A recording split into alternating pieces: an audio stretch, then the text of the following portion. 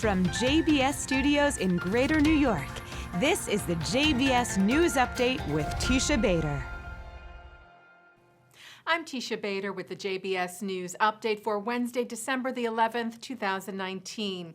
The deadline for Israeli lawmakers to form a coalition ended at midnight tonight in Israel local time. And it appears new elections will in fact take place on March the 2nd of next year. Reports earlier today said that Israeli Prime Minister Benjamin Netanyahu was considering accepting an offer from Blue and White Party leader Benny Gantz, who suggested that if Netanyahu would forego immunity, they could sit down and try and form a unity government.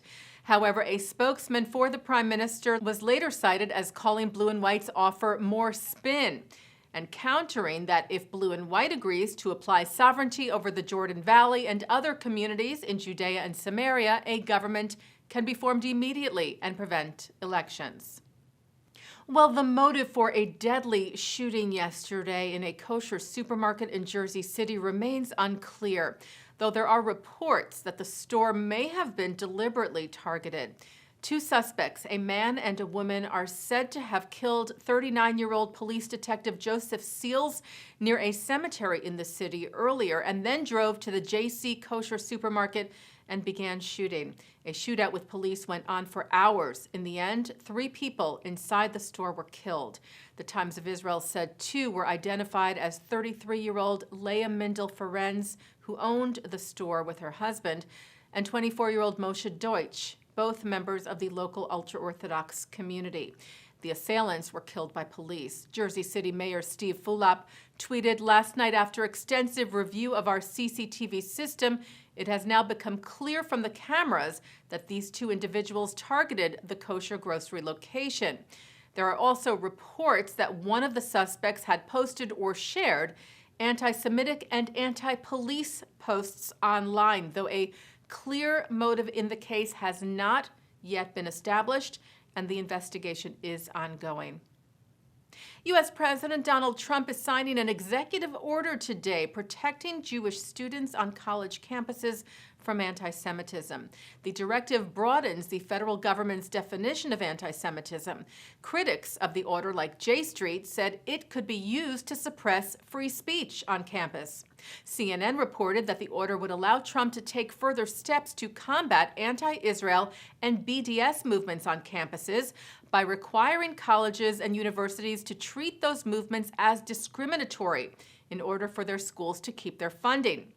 The American Jewish Committee's CEO David Harris said the AJC does not consider the order to be designed to suppress rational criticism of Israel or its policies, saying there is nothing inconsistent with protecting freedom of expression and providing Jews the same protections accorded other minorities.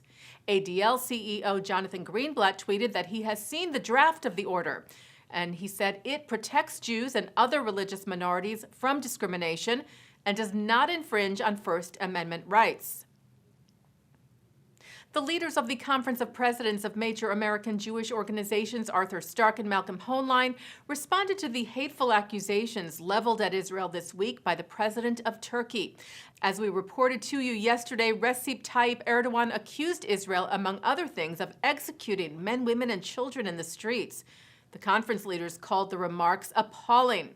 They said this aggressive and dangerous rhetoric will not advance peace or benefit anyone, and we condemn it in the strongest possible terms.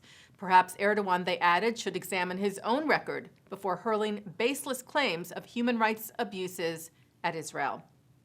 2 Democratic Jewish Congress members have called on the White House to condemn anti-Semitic comments by True News founder and host Rick Wiles, who last month posted a video to the YouTube channel for the site calling the effort to impeach President Trump a quote-unquote Jew coup, among other accusations against Jews.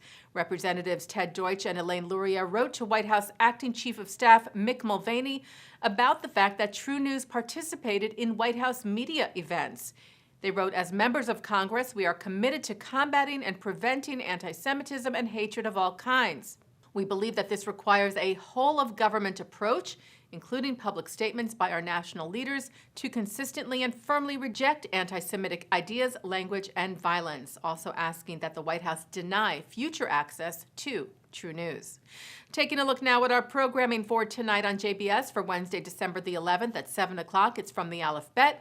At 8, historians and authors Deborah Dash Moore and Ronit Stahl discuss how the Jews of New York City responded to World War I. At 9, Mark Golub sits down with Jeffrey Gurok, who talks about his new book on his childhood community of Parkchester in the Bronx. At 10, we hear from historian David Kaufman from Limmud 2018. And coming up right after this newscast, it's Thinking Out Loud. And that's the JBS News Update for Wednesday, December the 11th, 2019. I'm Teisha Bader.